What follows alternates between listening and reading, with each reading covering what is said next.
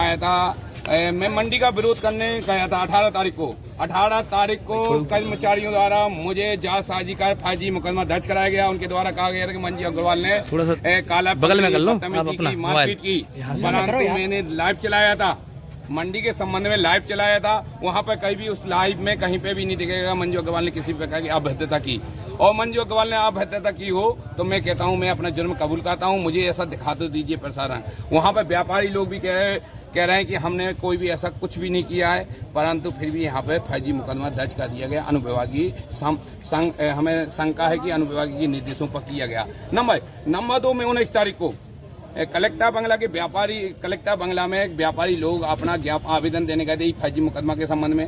चूंकि कलेक्टर साहब वहाँ उस समय नहीं थे तो वो निकल गए थे, तो वो व्यापारी लोग वो चले गए पज्जन चाचा जी के यहाँ और मैं बस अकेला रह गया। वहाँ पर अकेला रह गया तो एसडीएम साहब ने बुलाया कि बहुत नेतागिरी हो गई, मंजूर नेता समाज सेवा बहुत हो गई है, आप समझ जाओ जब भ्रष्टाचार का विरोध करना बंद कर दो, भ्रष्टाचार होने दो, हम लोगों की मोटी रकम पे मेरे एसओआरएम पे बंदरबाट मत लगाओ मंजू। एसडीएम साहब ने और उनके द्वारा कहा नहीं था तुम ट्रक के नीचे खुचल दिए जाओगे, कोई तुम्हें पूछने वाले नहीं होगा। विनय द्विवेदी एसडीएम है कि कोई पूछने वाला नहीं होगा। मैंने उनकी बात को उसको नजरअंदाज किया। फिर उनके द्वारा मुझे वहां पर धक्का दिया गया। वहां पर सीसीटीवी कैमरे में आप देख सकते हैं, शासन के सीसीटीवी कैमरा लगे हैं। मैं शासन से मांग करता हूं अगर उनके द्वारा मुझसे बदतमीजी न की गई हो तो मुझे जेल में डाल दिया जाए।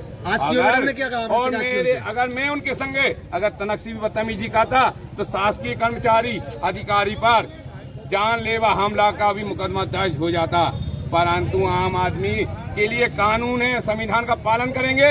वो अधिकारी कोई संविधान का चाहे जिसके साथ गुंडागर्दी करें। अब तो गुंडागर्दी पे आमादा हो गए हैं, अब शासन गुंडा है।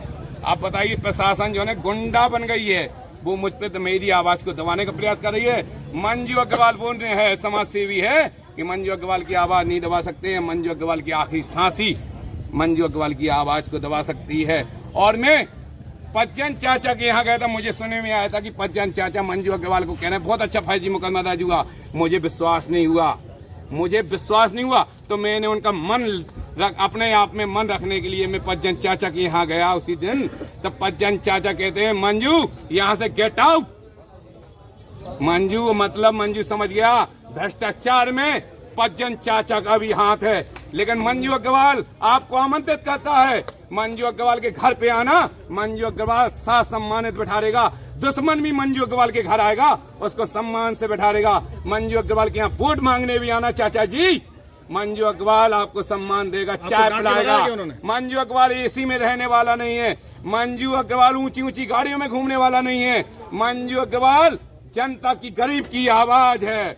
मंजू अग्रवाल को चाहे जितने टाइम फोन करो उतने टाइम मंजू अग्रवाल मंजू नेता वहाँ पे हाजिर हो जाएगा।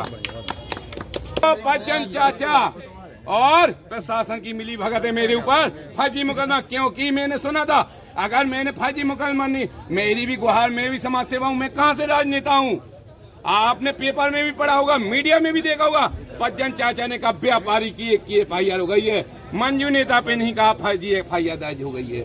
क्योंकि पज्जन चाचा चाहते हैं मंजू नेता, क्योंकि आज भ्रष्टाचार का विरोध कर रहे हैं, कहीं न कहीं वो संलिप्त होंगे, इसीलिए मंजू का चाहते हैं फर्जी मुकदमा सही हो गया। आज क्या आपको बहुत बढ़िया आश्वस्त कर रहे हैं ADM साहब को मैंने मार्क कर दिया है, आश्वस्त कुछ नहीं दिया क्योंकि साहब मिली किससे मिलने रणनीति होगी आप आगे रणनीति अब देखो मिलके बनाते हैं क्या रणनीति होगी, क्या कहते हैं।